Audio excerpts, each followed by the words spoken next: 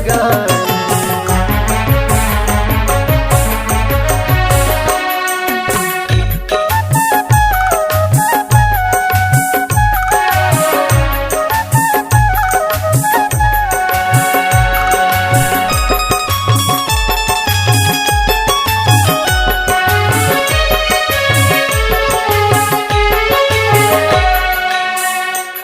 अब गलती हो गए मुरले, कमी हो गए का प्यारी माँ, कमी हो गए का प्यारी माँ।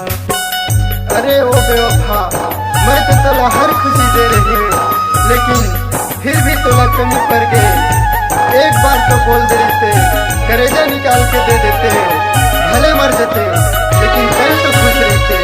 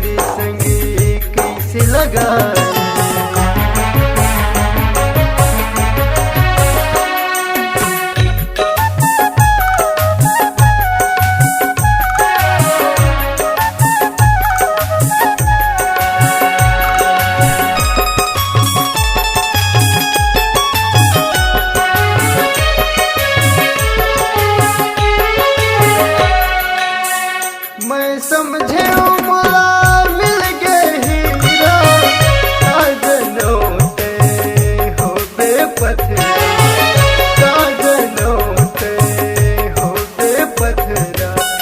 अरे ओ बेरहम, अच्छा दिन ले, अच्छा खुशी दे, ये गम का होते नहीं जाने, लेकिन आज गम और दर्द एक साथ दे दे।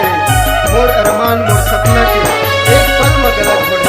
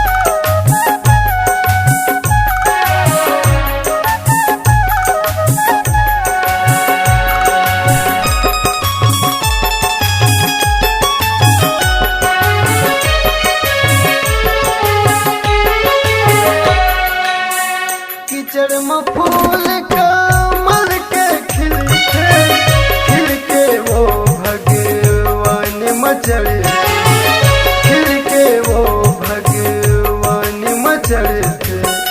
अरे वो बेकदर, मैं तो एक सुंदर फूल समझ के अपन छाती में लगाए घूमत रहे, लेकिन आज छाती में लगाए का मोर छाती चीर दे।